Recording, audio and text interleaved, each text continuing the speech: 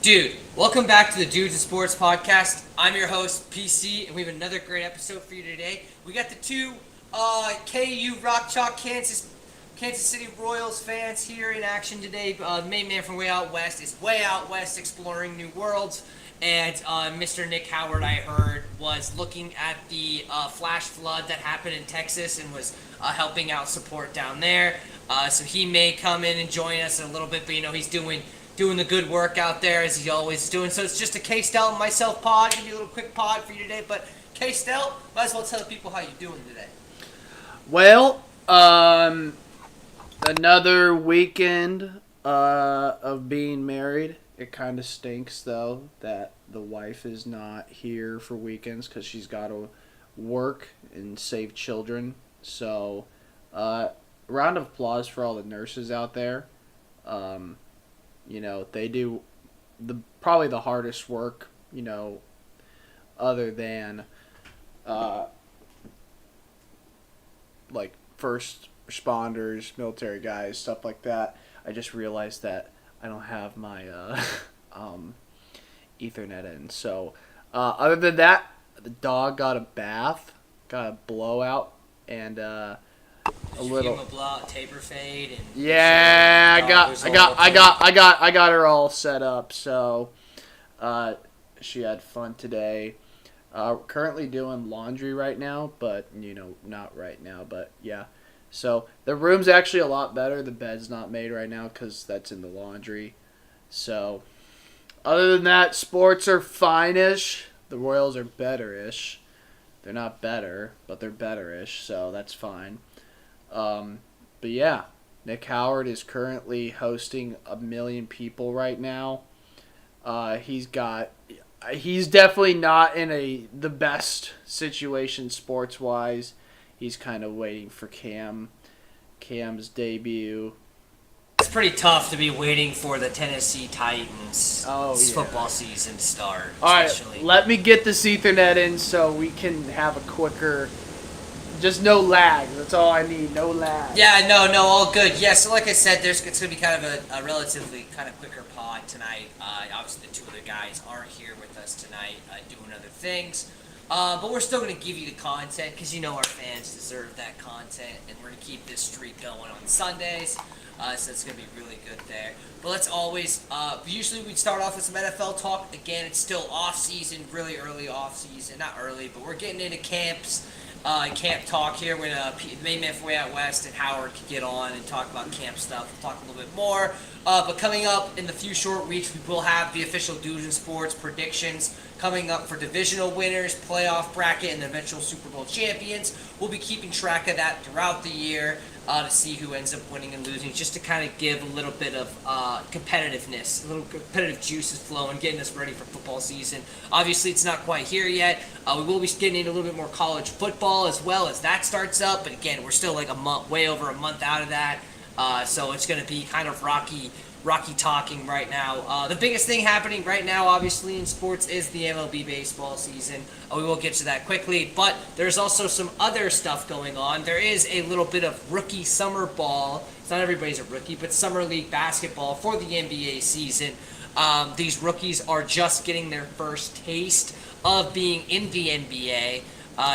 Not everybody is playing so far. There's just a few teams going out there, but just an early look and glimpse of how these rookies are doing in their very first few days a part of their system. So only had a few games here happen only on Saturday and Sunday. Let's just go through a quick recap of some of this stuff, and then I'll ask K-Stel maybe some of his rookies that he's excited to maybe see maybe in the summer league. Spurs played the Heat. The Heat ended up beating them 82-69. Decent game there. Nothing really crazy. Nobody really went nuts for either squad. Dylan Harper did not play for the Spurs, so that didn't. This is like kind of prelim stuff, anyways. Pele Larson, if you don't remember him, he played at the University of Arizona last year. He ended up with 18 points for the Miami Heat. Then Eric Stevenson, older guy here, he's got 16 points as well for Miami. Good little win for Miami, the summer league team. Obviously, these are just getting guys that maybe find their spot on a roster, not in the G League. on Saturday as well. The Lakers ended up losing to the Warriors, 89 to 84. Dalton Connect ended up with 10 points. Cole Swider for the Lakers had 24. DJ Stewart had 20. Bronny did not play in this game, specifically on Saturday. For the Golden State Warriors, they had Isaiah Mobley. If you don't know, it's Evan Mobley's brother, had 13. Jackson Rowe had 13 as well. It looks like a few guys were in there to get the win for Golden State on this Saturday game. And then the Grizzlies ended up beating the OKC Thunder. Jaden Wells had a great game for Nick Howard's Memphis Grizzlies. He ended up with 20 points. And Gigi Jackson, going to be a great piece. Howard's really excited about Gigi. He played really well last year for the Memphis Grizzlies. He's going to have a huge step up this next year. They're thinking he also had 20 points as well. And then the probably the matchup of the night everybody was looking forward to was the number 3 overall pick taking on the number 5 overall pick. VJ Edgecombe and the Philadelphia 76ers played the Utah Jazz and Ace Bailey. The Utah Jazz ended up winning 93 to 89, but not thanks to Ace Bailey. The stats were first time Ace Bailey. Remember Ace Bailey's whole thing, right? Didn't fly with Walter Clayton Jr. to Utah. Didn't want to go to Utah. You know.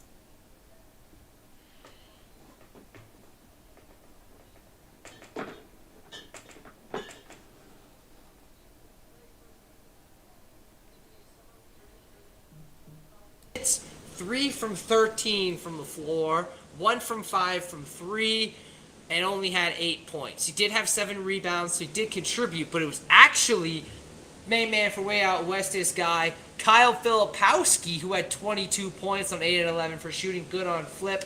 But Walter Clayton Jr., the other rookie for the Utah Jazz, ended up with 9 coming off the bench. But the real rookie that we were looking at was the guy from the 76ers, which was VJ Edgecombe. He had 28 points, 13 for 27. He only went 1 for 7 from 3. Watch out for that. But VJ right now, it was only one game, has looked like the more superior athlete. He looks like he's a guy that's going to fit right in with this 76ers teams. This Sixers team really had a lot of injuries last year. Obviously, K-Stel and I's Joel Embiid, who, if he is healthy, is an MVP candidate. It doesn't matter what you want to say about him if he gets injured all the time. If he is healthy, he is a top 5 center in the league, if not top 3. So they have a really good piece. Paul George got injured as well. They have Tyrese Maxey. So VJ Edgecombe is finding himself in a terrific spot to maybe be able to get some of that those minutes and get the 76ers over the hump. They do lose the NBA Summer League debut, but like I said, doesn't really matter that much. Today there was 2 games, and the Lakers played again. Bronny did play in this game. Bronny ended up with 10 points on 3 for 7 shooting, 2 for 5 from 3. They ended up beating the Miami Heat 103 to 83. And just an overall decent performance by him. Cole Swider again had 20 points. Good for that guy. And Darius Baisley, guy never heard of, had 16 points as well for the Lakers. Miami had a little bit of a struggle. Bryson Warren had 18.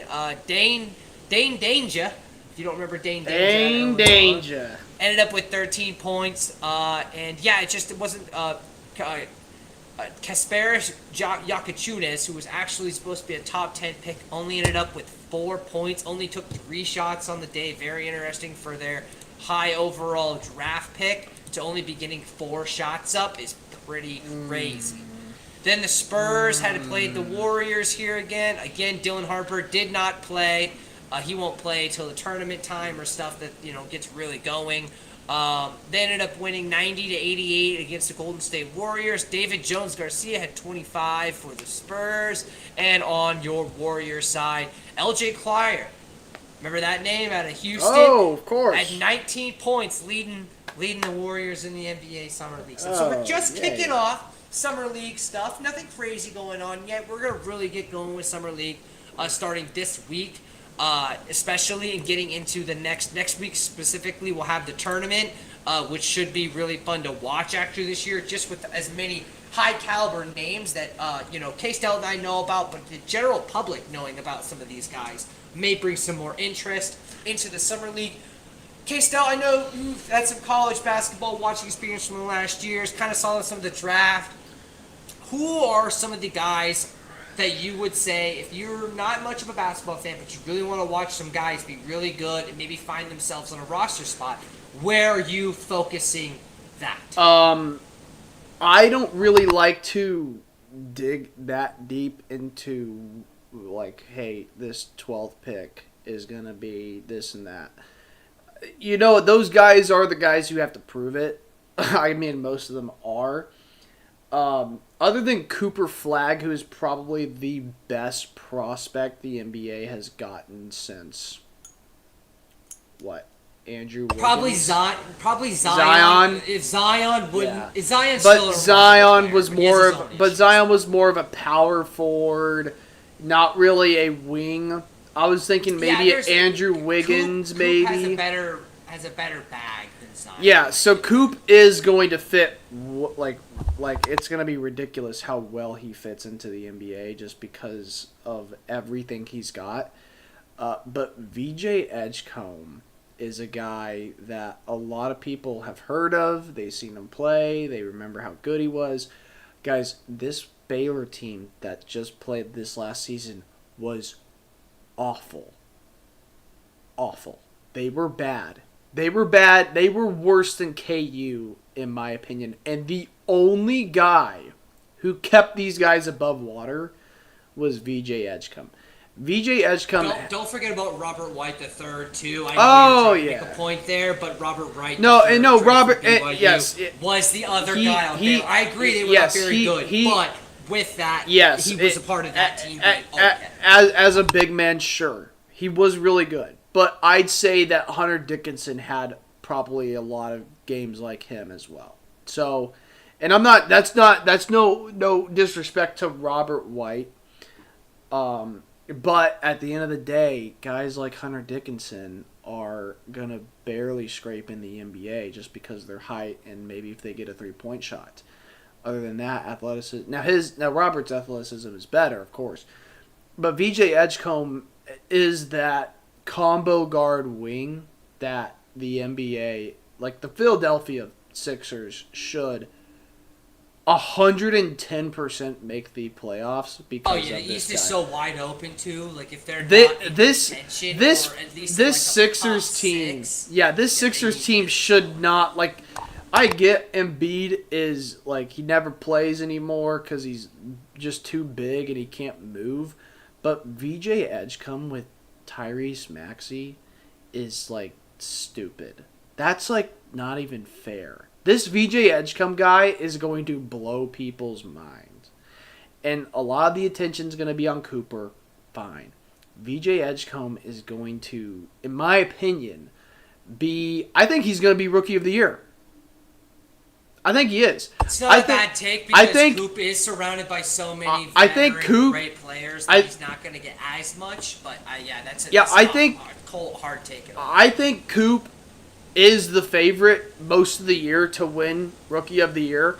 But I think VJ Edgecombe is a guy that his style fits in way too well with how the East plays ball. And it's going to be really... I'm excited to watch him play in the NBA. Because every time he played in the tournament or in the Big 12, it was like, yeah, this guy's like really good. And he was just on a roster that had no other wings that could help him out. Even like Roach was on the end of his career for college, which is so funny. But he was also in I don't want to say stacked Big 12 league, but a Big 12 conference that is defensively the greatest thing you'll ever see in any level of basketball you'll play. It just doesn't matter. You're going to go to the NBA, the defense is going to be worse. VJ Edgecombe with Tyrese Maxey and hopefully a Joel Embiid that just has... And Paul George. Don't forget about Paul George, too. Yeah, I mean, Paul has to figure out where his role is. And I think he will because he doesn't care. Like, Paul George would rather find out what his role is going to be, whether that's going lower or higher than what his expectations are.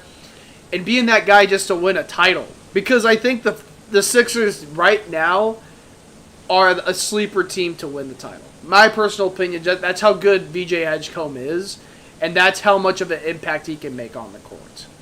And Summer League is going to show that this guy can do it. He can do everything. Hopefully they don't run him out of the water and kill him this whole entire Summer League, because he is really, really, really good at basketball. In fact, he was the only guy that gave Duke a run for their money when Duke was playing a bad Baker team. Yeah, they're going to be, for sure, the East is wide open with all the significant things that have gone there. It's going to be very interesting to see. Like we said, there's not a lot of basketball, not a lot of NBA talk going on, just because it's kind of the dead season. There's a little bit of NBA Summer League. We'll get really into it a little bit more next week when some more teams start playing. We get to see Cooper Flagg play. We get to see Dylan Harper play. We get to see some of these other rookies show out for their teams. But we're definitely just going to have to wait and see, as this is the early product. But good first opening start from VJ Edgecombe specifically.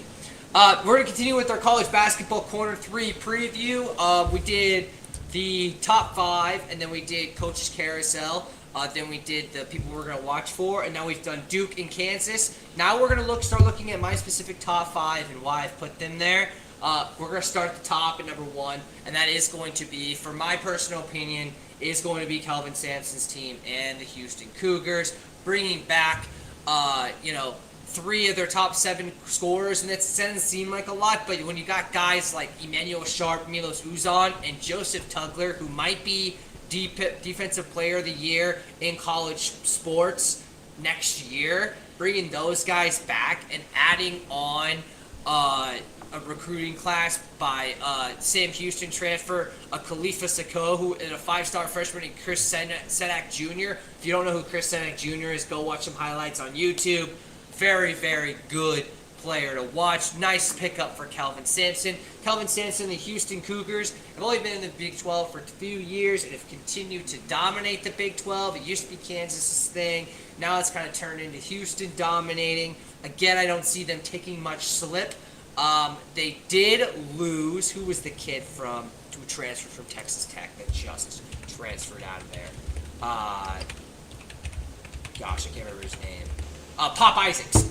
They did lose Pop Isaacs, who was transferred from Texas Tech. He did transfer once Milos Uzan came back, which is kind of a little bit of a hit for Houston. Pop was really good at Creighton last year, and he played at Texas Tech earlier, and that'll be very interesting to watch this team. We're going to see if Houston can be on top of the Big 12 for a 3rd consecutive year. My prediction is that they are going to be on top. Stel, if you look at the Big 12, which teams do you see considerably giving Kelvin Sampson and the Houston Cougars a run for their money for the Big 12 championship? And I know you haven't done much research on it quite yet. It's hard to just scan.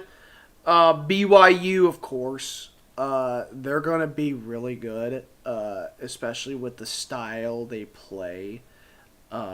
That will be a lot. BYU versus Samson games. Those are going to be great. With AJ Debanza, number 2 recruit coming in, top 100 prospect, and Robert White did transfer from Baylor. I don't know much about Arizona, but I feel like Arizona. I haven't. Tommy Lloyd always has a good squad. Yeah, it's hard. It's hard, and I feel like the Caleb Love experience is okay. We're done. Maybe Arizona's a team that comes in. Texas Tech is going to be good as well. That was my team that I was going to maybe bring up with the brother there. I will avoid saying KU because I have opinions on KU. I will explain later. Once we get through this situation, KU is going to be a team that you haven't seen since probably 2012. That's how far back we're going, maybe even earlier. But this is a KU team that has not been the same. It wasn't even the same in 2022. 2022 was, I wouldn't say a luckier, but it was a lot of the players. There was a lot of veteran leadership. A lot of players. The guy was your veteran, and Ochai Agbaji. A lot of players. Young guy come in. A lot of players. Yeah. A lot of the guys were peaking.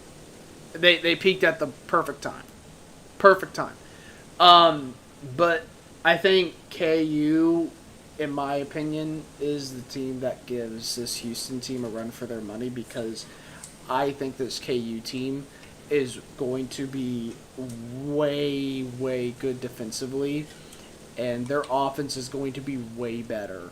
And I think Houston hasn't seen a KU team without Hunter Dickinson. This isn't the KU team where you can pick and roll all the time.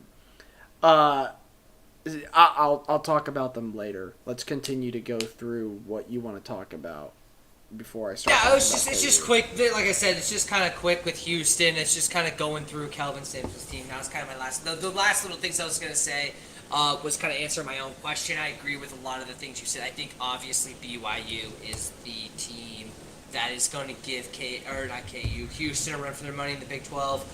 With AJ's, was the number one recruit coming in until about the summertime now, when Darren really, turned it up a notch. Robert White III, that played for Baylor, the guard, got paid $4 million to come there to BYU. He's going to be really good. So now they've got that slashing, power forwards, or small forward-esque player, and a really good point guard, and a lot of guys around him. BYU didn't lose a lot of their role players. They didn't lose Igor Deneen, who was the best player on BYU, but all those role players around him stayed. So BYU is going to be definitely the team. My other team, my sleeper, is definitely Texas Tech. I think, the Toppin brother is going to be really good. Losing Darion Williams does hurt a little bit. I understand trying to go get your bag. But just getting Toppin back is really clutch for Texas Tech, and I feel like that they're going to really compete. I'm the same thing with KU with you. It's a big I don't know. I really hope it works, but the last 2 years I've been saying it's going to work, and it's kind of blown up in my face.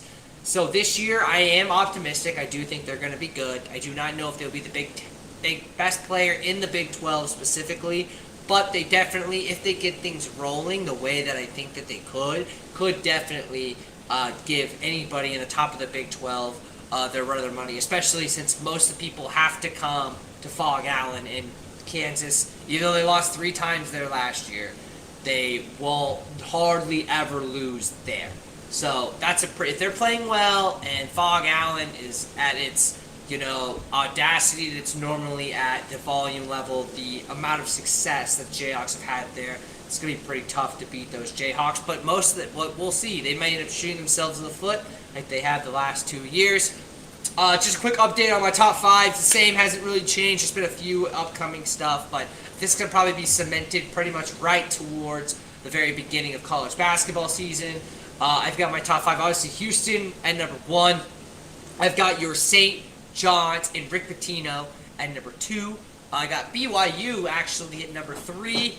Florida at number 4. And then you've got Purdue bringing back Braden Smith and everybody else at number 5.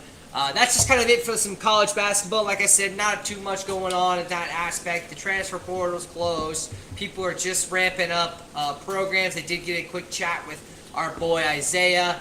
He said they're just kind of starting up camp up there in Iowa, where the Dude Sports podcast is super excited to see what he's going to do in the Big Ten. Him and Bennett Sturts and McCollum, and hopefully they go tear it up over there in the Big Ten. Hopefully we can get him on the podcast soon. Try to get in contact with Sturts. Hopefully we can get him on, or maybe somebody else. Who knows? But our boy Isaiah, I need to get a Iowa one so I can take the Drake one down. We're definitely going to cheer on our boy there and hope the best for the Iowa Hawkeyes. We will do a breakdown of the Iowa Hawkeyes here coming up here as part of our preview series. It won't be for a few weeks, but just a quick little overview for Houston Cougars, PC's number 1 team in the nation. K-Stel, I know you've done again, no research, just kind of put on you. If what you know now, would you put Houston in the number 1 spot, or would you put some other team? No, Houston's got to be there just because of what they're bringing in and what they did last season. So it's very obvious that they should be number one for preseason, of course. St. John's, I assume, should be number two. Yeah, they brought back Edger Ford. They have some great players. I mean, they have Ian Jackson from North Carolina. Really, really good player. That was the only reason North Carolina was any good last year. Batino at the helm. So there is a conversation. Yeah, when I look at what we got going on here in our top five, the BYU, like, I assume you would think that yes, they should be a top 5 team.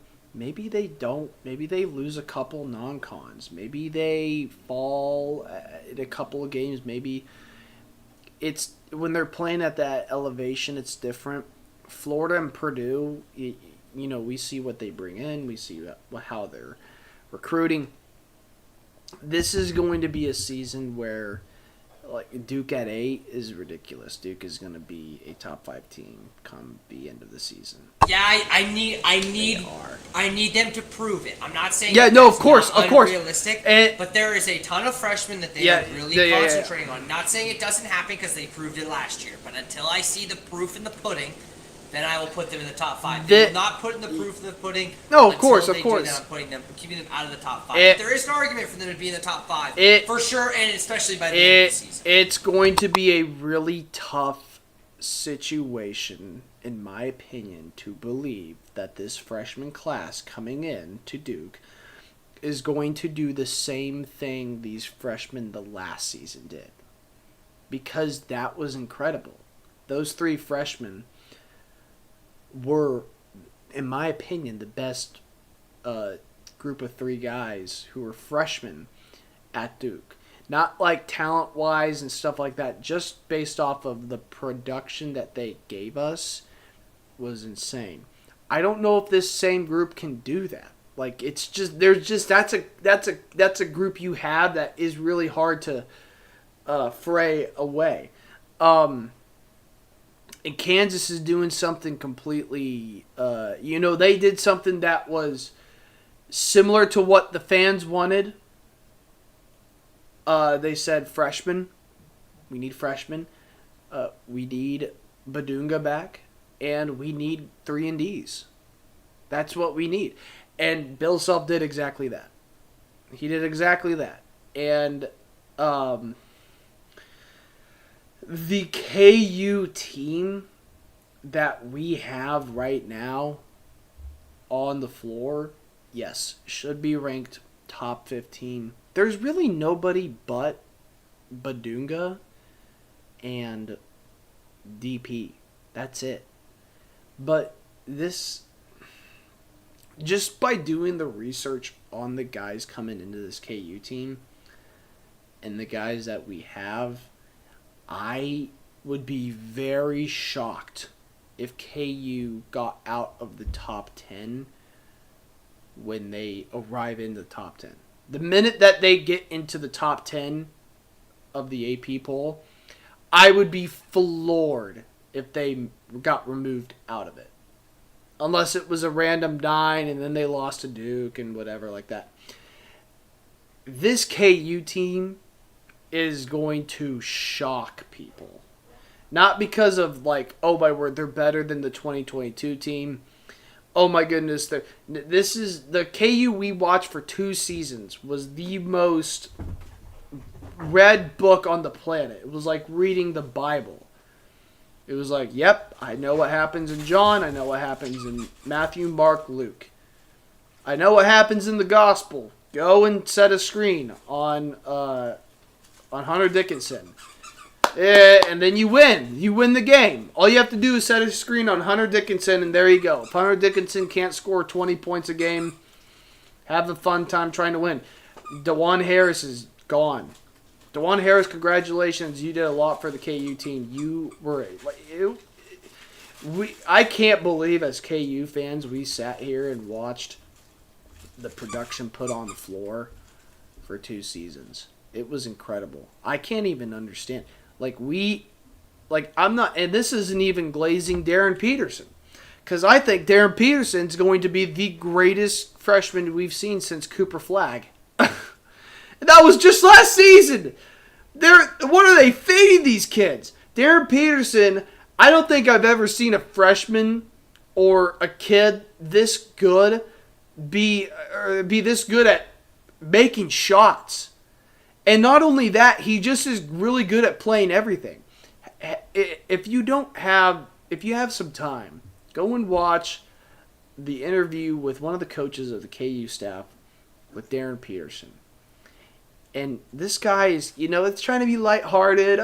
Lighthearted, asking him funny questions like, could you beat Bill Self one-on-one? And who's the best defender on the team? And, you kind of expect a guy who's coming in to be a leader to say, this guy's really good. And, maybe Coach Self could beat me one. No, this guy had a straight face, smile on his face, of course, and just kept it really simple. Every time the question was who's the best or who's going to win or who's this, it was me. I'm going to do it. Me. Who's the best defender? I am. I am. It's going to be me. I don't think I've ever seen a KU player do that. Could you remember the last time you saw a KU player just be kind of stone cold, but not look? Yeah, maybe Wiggins, but but Wiggins did it. But he had a lead with him there too. I mean, just like a stone cold answer like that, not. It just really just kind of eerie. I just have never seen like a KU player just go, listen, I'm gonna be the best player you're asking me to be. Unless I get injured, this team is mine. I have Flory Badunga on my team now, finally, which was necessary.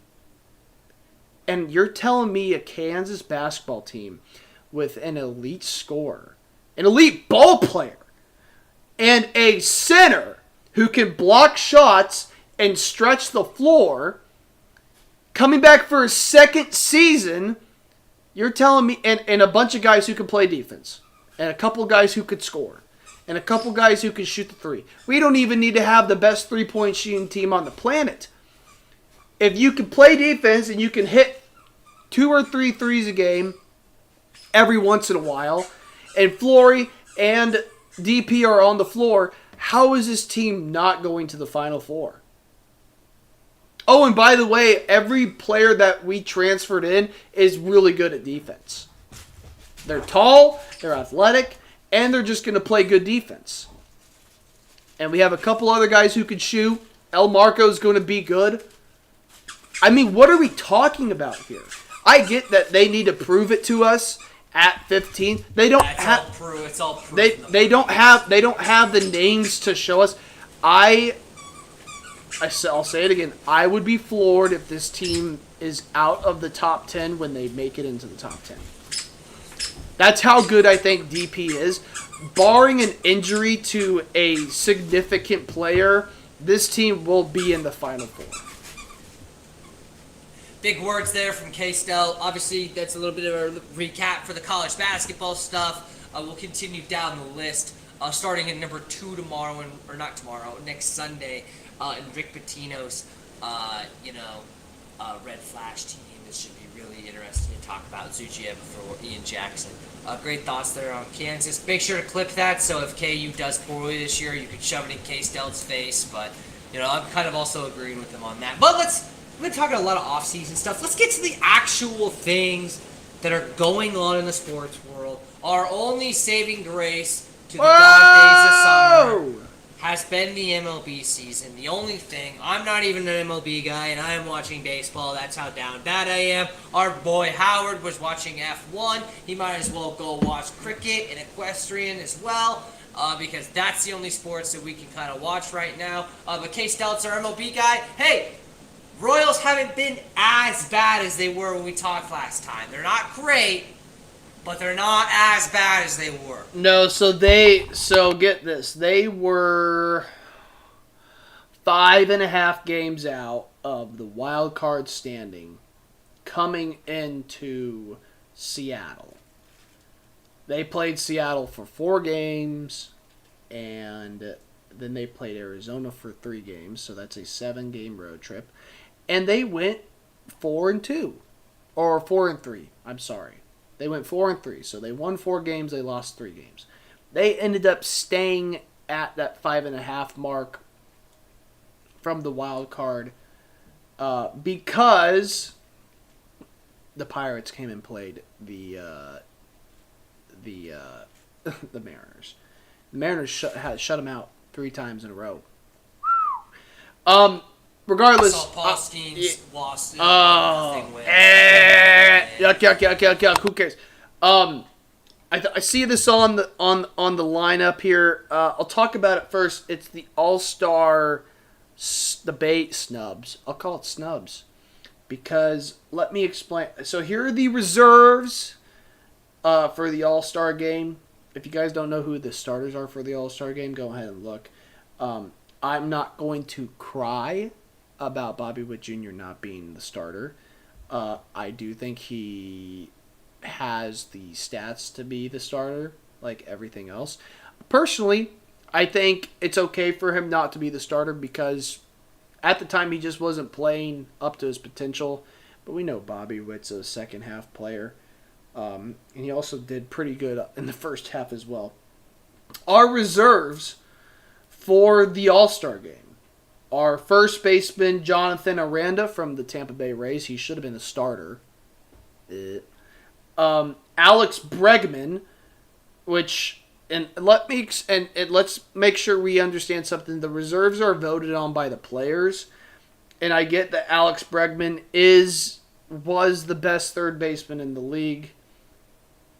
He hasn't played a game since May 23rd. So a little iffy. Byron Buxton, I think that makes sense. He's one of the best center fielders in the league. Alejandro Kirk as the catcher.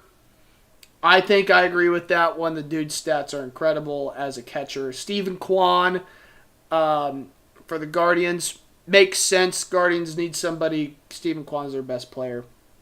Brandon Lowe as the second baseman. Sure, Tampa Bay's doing fine. Jeremy Pena has been doing really good. Probably the best player on the Houston Astros right now, so that's fine with me. Julio Rodriguez? Maybe. Don't know about that for sure. That's funny. He's over Bellinger, but Chaz Chisholm Jr. is in the All-Star game. I have no idea. Listen, the Jazz on the Yankees, Jazz on any other team, I'm fine with. Thumbs up. But he's on the Yankees, and he talks a lot of crap about the Royals, so I'm not a big fan of Jazz. But regardless of Jazz, I don't know why he's in the All-Star game. There's like 2. Junior Caminero is also not in the All-Star game. He's better than the guy I'm going to talk about next, and that's Maikel Garcia. Those 2 guys are better. And I say they're better than Alex Bregman just because of the games they played. So, ridiculous, in my opinion, that Jazz Chisholm was voted on by the players. If anyone wants to argue that with me, you can argue with the wall because Junior Caminero. Well, he's got the aura trait, right? I don't. Like, that's kind of. I get that, but he's got Yankee stats, which congratulations. But other Mickey than Mouse Ballpark. But other than that, he hasn't had a lot of games played, and you don't really know what. It doesn't make any sense. Brent Rooker's also in the All-Star game, which is fine. I'm okay with that. Brent Rooker is a good slugger, and Bobby Witt Jr. had to be in the All-Star game. If Bobby Witt Jr. wasn't in the All-Star game, then bad. Other than that, snubs were, of course, in my opinion, Junior Caminero and Maikel Garcia. Maikel Garcia is top 6. Maikel is playing some of the best Royals baseball. Yeah, the entire year. It kind of hasn't really been. Bobby struggled, and now it's kind of gotten it going. He's been good all year. I understand Bobby's been he's been doing better than most players, but Maikel Garcia is kind of the main reason this team is not bottom. He's the reason we're not awful, 15 games awful. under 500. Really, he is he's the only guy that can hit the ball. He is top 6 in most categories as an infielder in the American League, and yet he doesn't find his way in there. And that stinks because that's money to his name. That's arbitration money he's not going to get. And hopefully the Royals, give him a contract that kind of gives him that boost. I hope so. I'd like him to. I think Maikel Garcia is a guy you pay because he's good at a lot of things. And he's hitting well. And he's had one bad season of not hitting, and that was a sophomore season. So, congratulations. It stinks. But now, Junior Caminero, I think it's pronounced Junior Caminero, is absolutely the best third baseman. Is he in the All-Star game? I need to make sure that I'm not, tripping right now. Really? All-Star starters. I don't think he is. I was just looking at the list, and I don't think he is. Yeah, Cal Raleigh, Gleyber Torres, Jose Ramirez. Okay, so, this is absolutely... So Ramirez, yeah. Which is fine, but, that's ridiculous. Junior Caminero, the fact that he is not in the All-Star game is blasphemy. It's blasphemy at the highest level. But, oh well, I mean, who cares? Baseball's got a ton of money anyways, so... These guys are going to their agents are going to ask for a lot of money, as they should. Especially when you're doing what these guys are doing. The All-Star game isn't even what it used to be back in the day. So, congratulations. We shouldn't even be talking about fan voting, bro, because the Royals did some ridiculous stuff back in 2015. PC, I'll let you talk about what you see from the Royals or any other team that you're watching. And then I kind of got a little... sentence for each team coming up at the All-Star break for all of them. So go with what you can talk about, what you want to talk about, and then after that I will. I don't have a ton. I've been trying to watch some again. Baseball is not my sport. I am trying to be a part of the conversation, to be able to talk. I have been watching some Royals baseball. It just seems like the same problem. It just isn't getting fixed. They can't seem to get runners home. They can get guys on base, but when it comes to getting them to the home plate, it does not seem like they can do that. The pitching staff has been really good. The last few weeks, they've kind of been struggling a little bit. It seems like the Royals' bats have gotten a little bit better, but the pitching staff kind of has gone a little bit in the funk. Not terrible, but not enough where it's the gap isn't bridged. So I don't know. The Royals are just interesting. I don't see them making the playoffs at this point. I don't know. It's still early. They could have a really great second half of the season. You hope that's the case. I also saw the Mariners doing really well. I saw Toronto Blue Jays and Bo Bichette and Vladdy Guerrero Jr. At the top of the AL East, ahead of the Yankees, which is really good to see. The Dodgers are still being the Dodgers. Shohei is incredible. Freddie Fermin being the all-star starter is kind of questioning. Pete Alonso, I feel like, deserved that starting spot. Freddie Freeman being the starter for the All-Star game over Pete Alonso, the polar bear, is pretty crazy, especially watching the way Pete's been playing for the Mets. Even though they've been in a kind of a... He's in the All-Star game, but he is not the starter. He is a reserve over Freddie Freeman is the starting first baseman in the All-Star game, which the name alone, I get it, it's Freddie. He's a great ball player, but Pete is having that type of season. And he's a reserve in the National League for the All-Star game. That is nuts, too, yeah. He didn't play very well in the first half of the season, but he's really picked it up.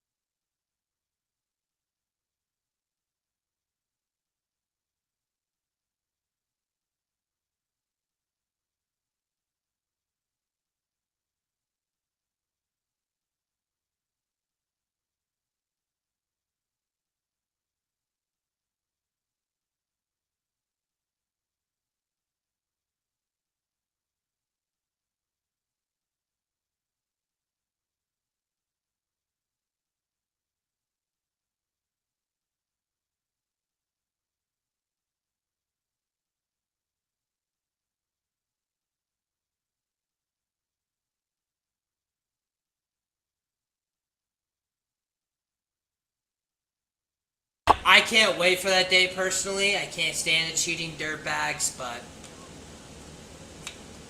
they just always find themselves like in that spot.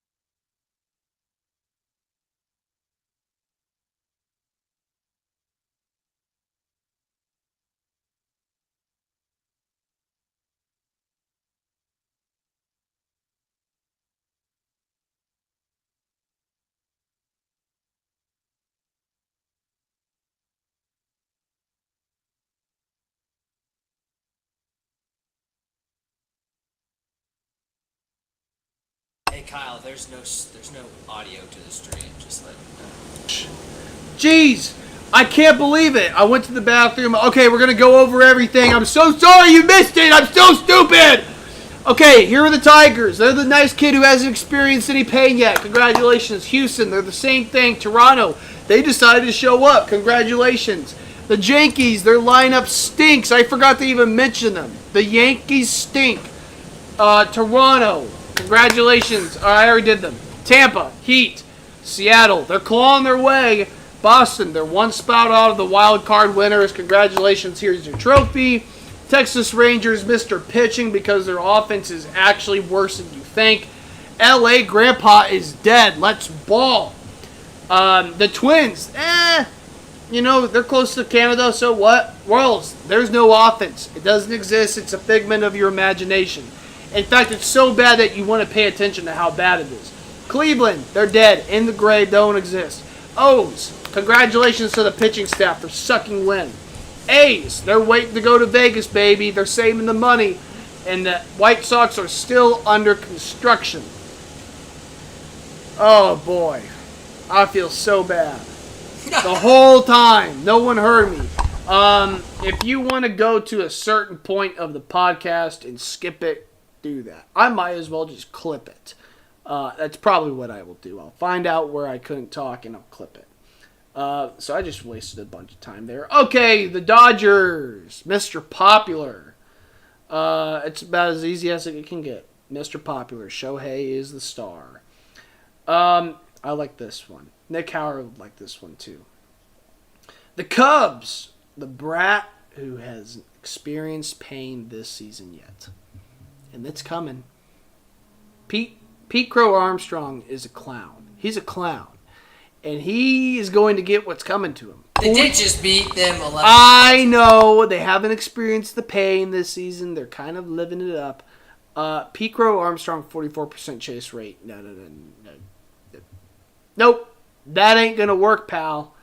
Not the whole season. The Phillies. This was a cool one. I actually said this and I didn't even realize what I was saying. The Phillies, I just said the same old John.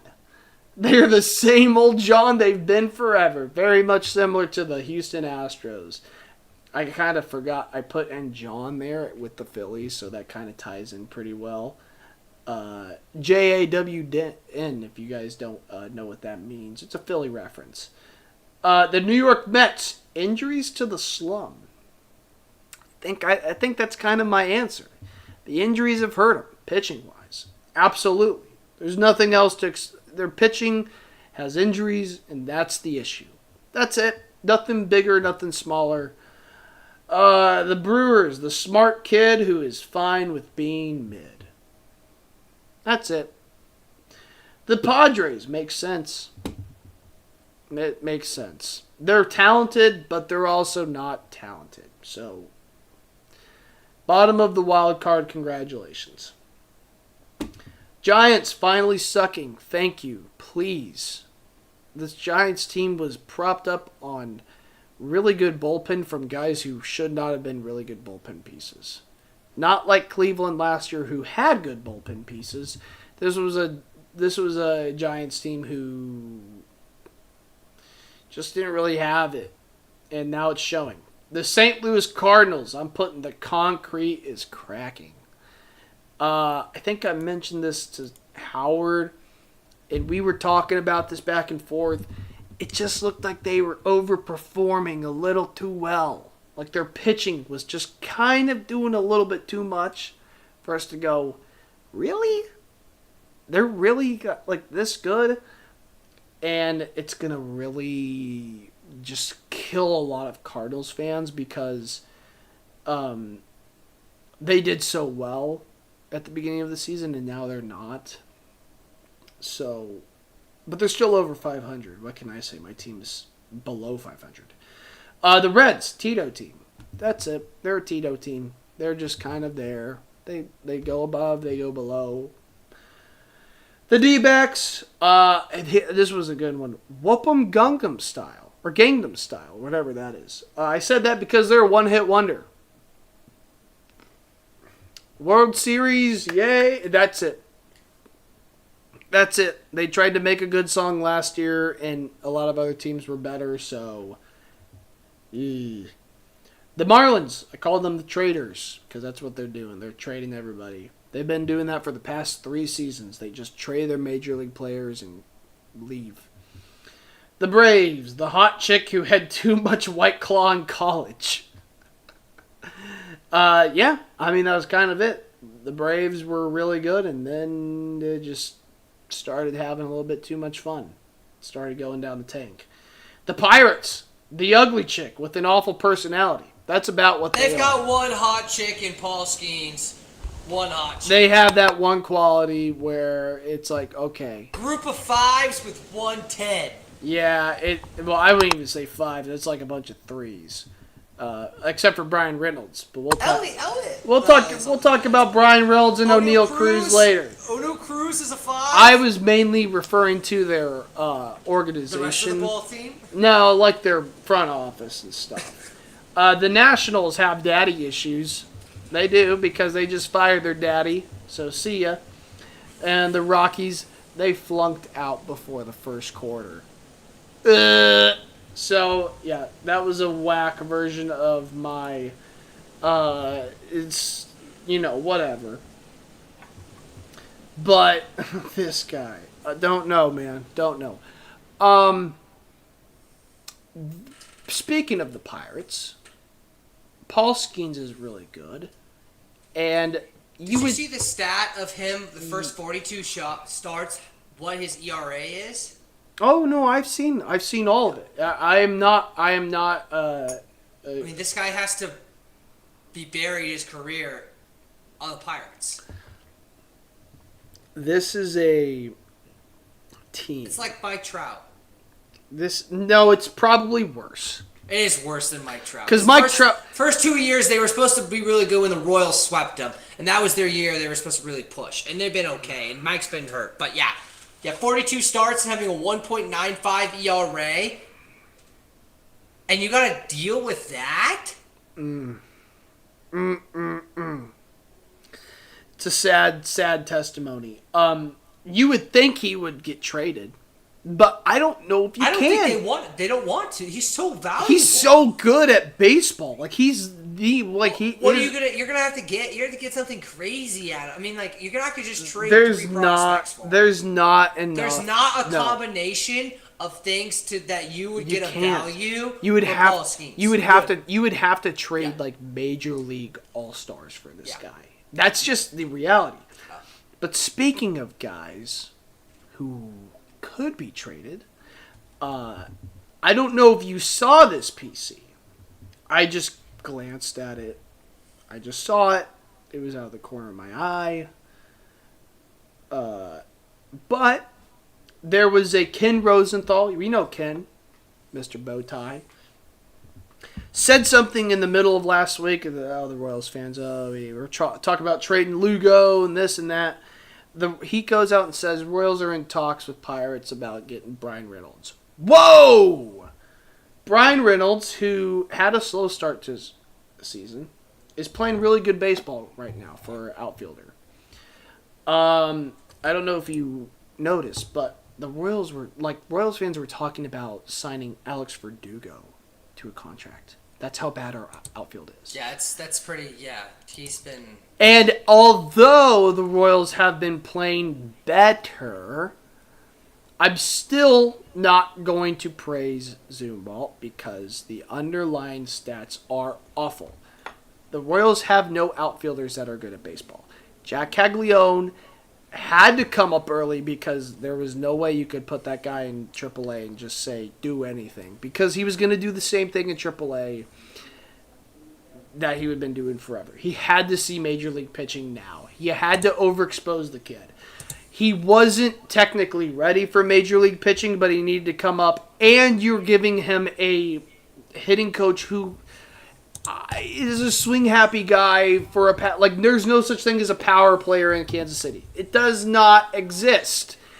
And that's the problem I have with Kansas City, is that there's no power hitters. There's only hitters. And I don't want that. So Jack Caglione, maybe he figures it out kind of. But Zumwalt will be gone regardless. I don't believe a second that Zumwalt is going to be with the Royals next season as the head hitting coach. It's impossible. You can't do it. Regardless of that fact, what you do when your team is 5.5 games out of the wild card standings and you have Bobby Witt Jr. on your team, you can't fire Sully. You just can't. And if you're able to go and get a guy like Brian Reynolds, who is way better of an outfielder than what you have on your team right now, you go and get him. Whether that's paying for his contract without giving up prospects or giving up prospects and paying half. I don't care how you get him. The Royals can't get him. PC, here are the teams that are on the no-trade list for Brian Reynolds this season.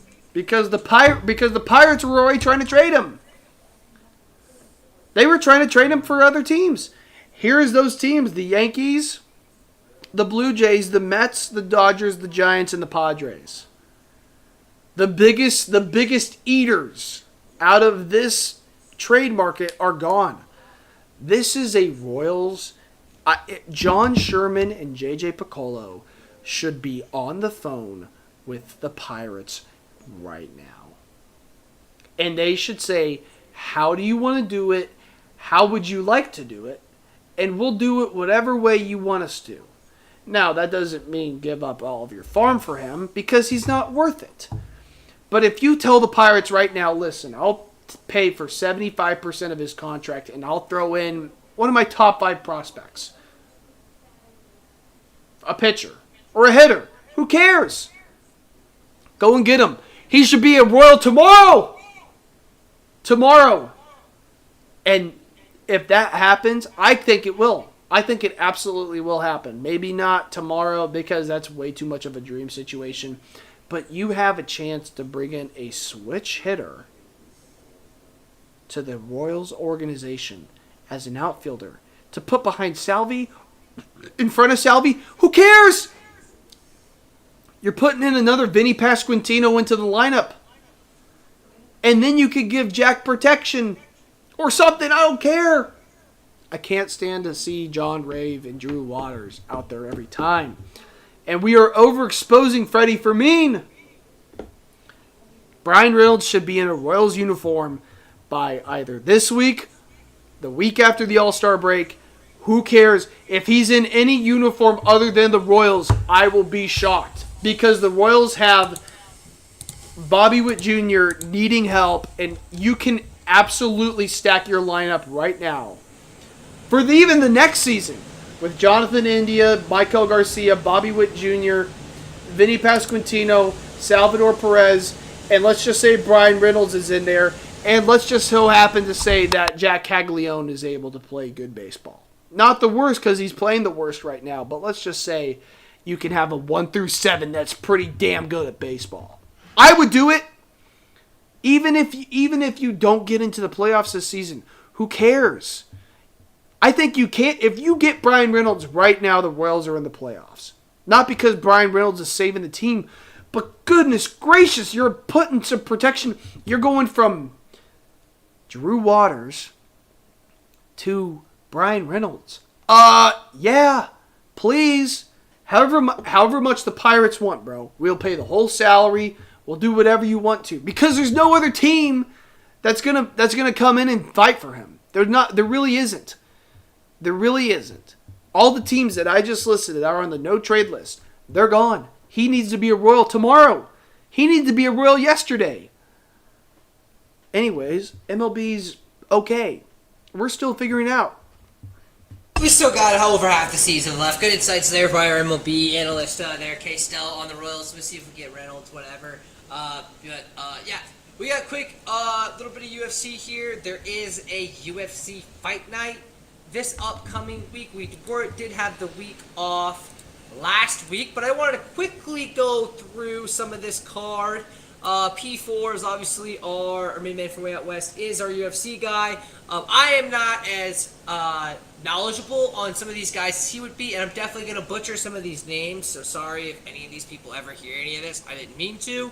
But, yeah, just quickly look at some of these matchups. The very first match is Fatima Klein versus Melissa Martinez. Then you've got Mitch Ramirez versus Mike Davis. Kennedy Nezhekulu versus Walter Walker. Walter, what a name, man. Heavyweight bout. Heavyweight is very interesting right now. There's not a lot going on there. A lot of controversy at the top because we were waiting on John Jones, and then he retires and kind of just had a log jam up there for a year. See if one of these guys can maybe break into another contender type fight and maybe break into the top 15 for a victory. Lauren Murphy versus Eduardo Mora. Then you got Jake Matthews versus Chide Njokuani. I don't know, sorry. My bad, bro. So sorry. Max Griffin, Max Payne Griffin, really good. Just lost to Chiesa, but is looking for a comeback win against Chris Action Man Curtis, who's also coming off a loss. This might be a, do you want to keep your contract type of fight? They may need one more loss after that. That is the prelim main event. Then you get into your main card, Junior Tafa, the Juggernaut. Sitting at 6-3, is taking on Tuko Tokas from England, who is currently 10-5, coming off of a loss.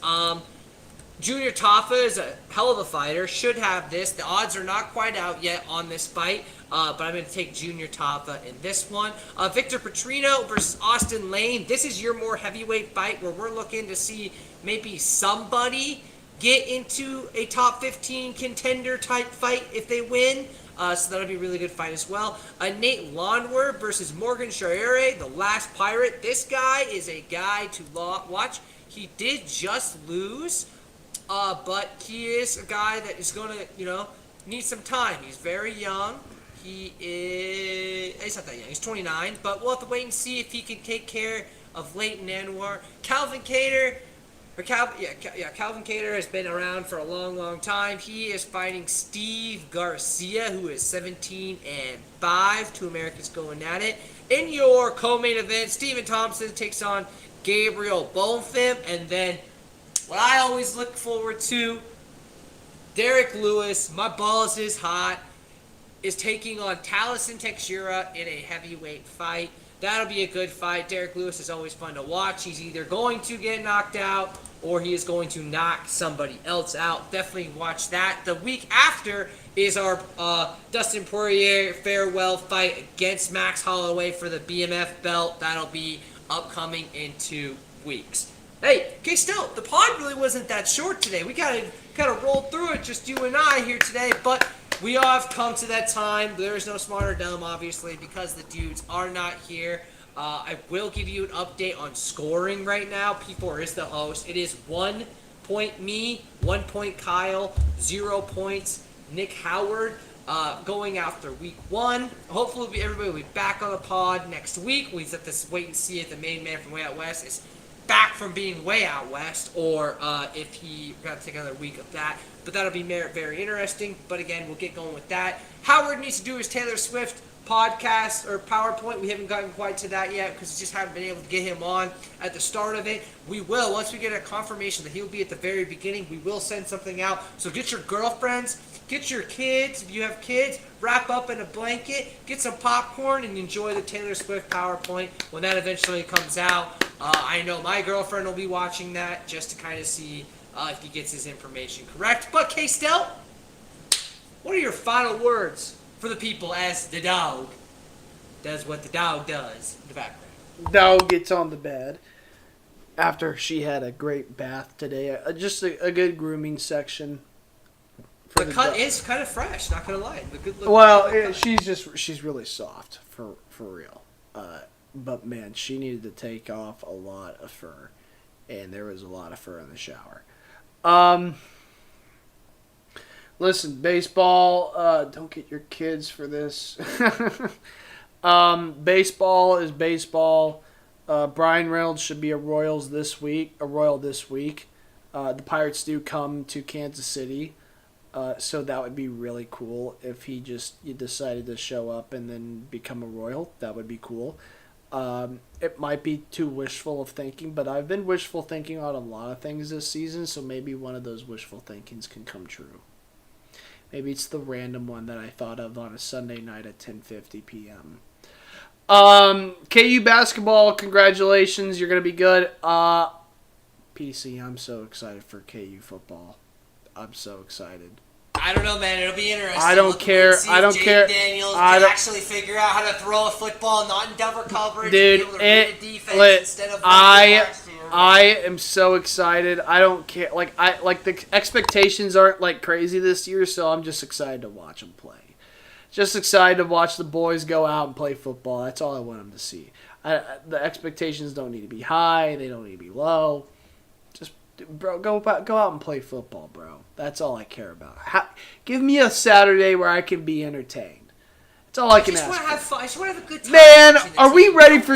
Bro, it's like I'm getting ready for Christmas. We're getting there. It's like you're... dog days. It's like you're... get through the next, month. And then we'll be gosh, fine, bro. We're going to get to August, and it's going to be, tickling. Right? I know. Right? And be ready for football season and ready for everything else.